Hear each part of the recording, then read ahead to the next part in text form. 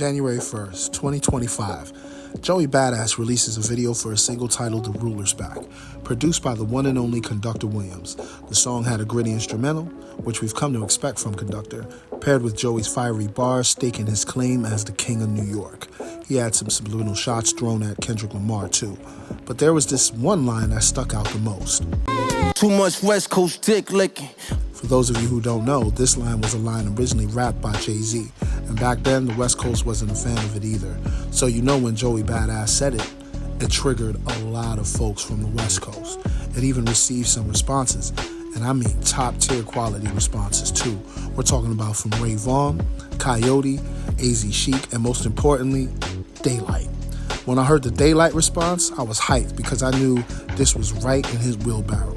For those of you who don't know, Daylyt is a world-class battle rapper who's been doing it for the past decade and some change. And I'm not talking about some low-level battle rap card type of tier.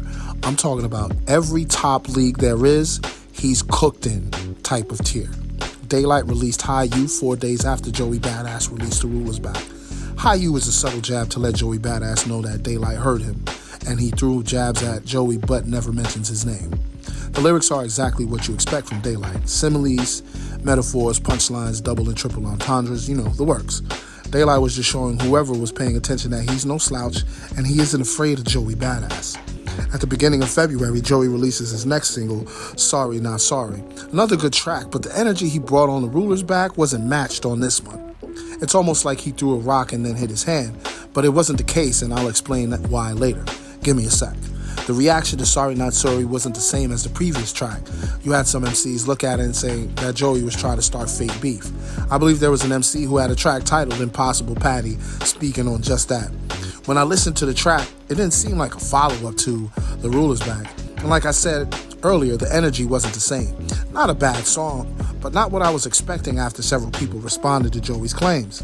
The energy I received from The Ruler's Back was Joey saying I'm him, and anyone who has a problem with that can step up to the plate. Daylyt returns with Yer, and the subliminals weren't so subtle this time around. The production was once again done by Daylyt, and he completely bodied it. Even a crazy beat switch to match the lyrical tirade. Word had circulated that Joey Badass released his song Sorry Not Sorry on his birthday. On the beat switch, he says, "It's your birthday. They had a party for you on your birthday. Look at what you started all because your birthday. My nigga, we don't give a fuck about your birthday." To let anyone connected know exactly who he was talking about. Perhaps my favorite subliminal shot on that track has to be the Puff Daddy reference. If you didn't know, Joey Badass and Diddy worked very closely with each other the past few years. And we all know the current situation Mr. Combs is in now. Nothing I should be shy about.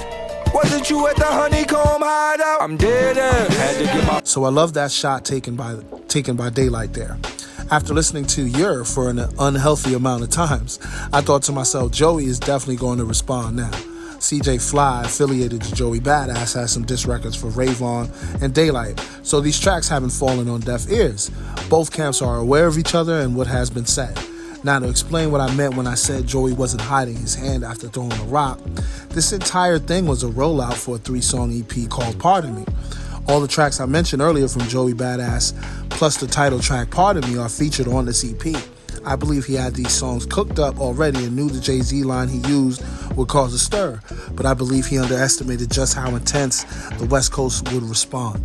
Now, there are rumors circulating that Joey Badass will in fact address Daylyt in an upcoming appearance on radio.